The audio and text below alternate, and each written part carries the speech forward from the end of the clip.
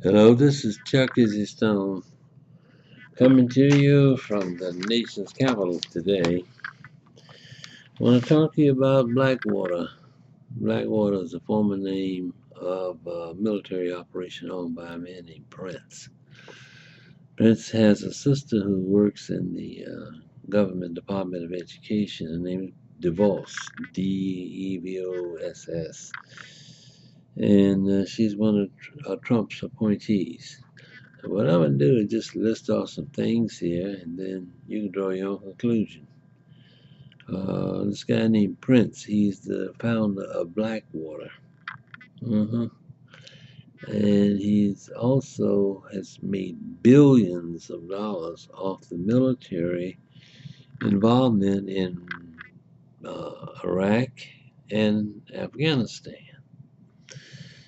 Now, this guy Prince has recently tried to get a contract to take over the military operations in Afghanistan. Now, that sounds innocent enough, but the innocuous part of it is that if they give him that contract, he will also control the poppy fields, which is where we get opium and morphine and heroin. And to control that is much more profitable than anything he could do militarily. However, if he gets the contract, he can build an army, a really mighty army from that. He'll have the equipment then. All right. And the disturbing thing about him is he met down in Seychelles,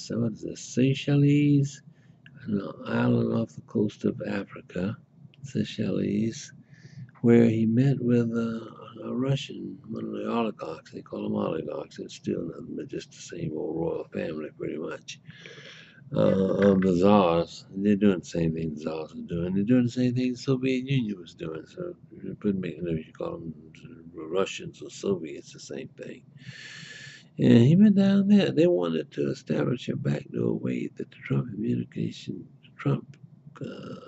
administration could communicate with the Russians through a backdoor way. Our own intelligence people wouldn't know anything about it, nor would the press. And so, you know, why they would want a back door is puzzling to everyone, and it shouldn't be, but it is. And I also heard that Trump the other day was admiring the Chinese premier for being voted premier for life in China.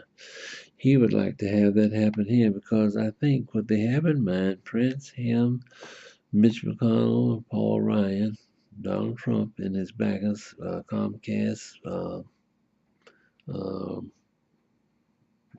Fox News, Clear Channel, and there's one other that I can't think of the name of right now. They own about 2,200 stations, different kinds of media. They will try. They're going to try to do a coup d'état and change everything in this country. That's just a theory of mine. It may or may not be the case. But as you know, the drug trade today is legal, and they do it with doctors and writing prescriptions. That's how they do it today. Well, if Mr. Prince gets that military contract, he'll control the drugs of Southeast Asia. He'll defoliate the other two or three countries that are dealing in drug trade of heroin, poppy, and morphine. He would be able to control that because all he has to do is fly over and defoliate their plants. Now, you know, the Boxer Revolution was about the drug trade in China, in the South China Sea, the English and the thing. I won't have time to give you the details of it, but you know, you can always look it up. It's easy.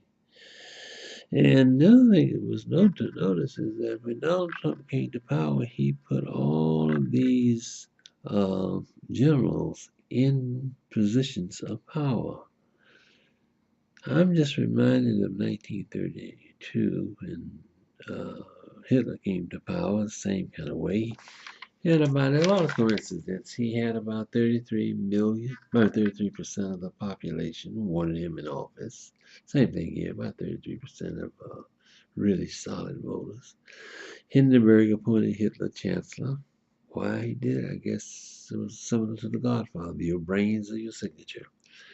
So he gave Hitler the chancellorship. He died a year later. and that's how they do it. These guys not they like to do these things and kill people who are in opposition to them or who may expose them. And so Hindenburg, as I said, died a year later. He was an aristocrat, come from an aristocrat family, and of course, if you look at it, everything is pretty much in place.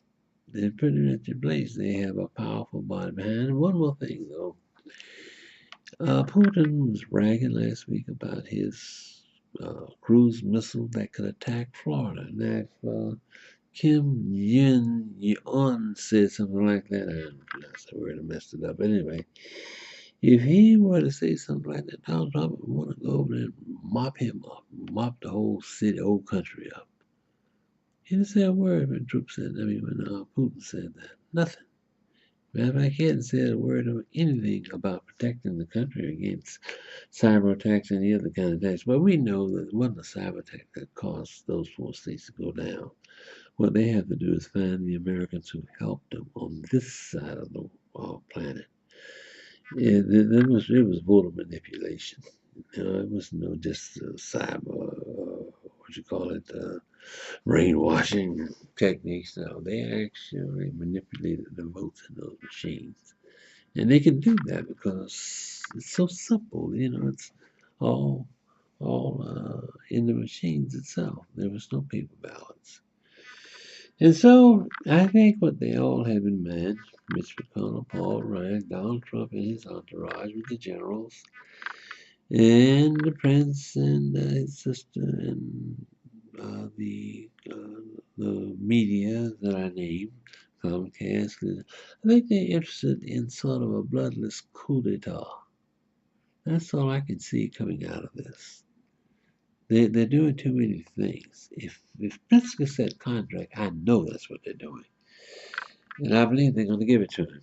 He will be the military leader, and his army will grow by leaps and bounds if he gets that contract to be the military operations in Afghanistan. Plus, he can control the poppy fields and all the drugs that come into this country and the world, for that matter.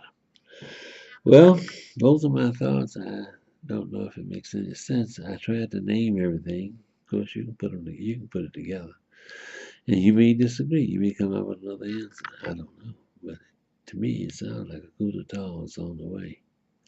Good day.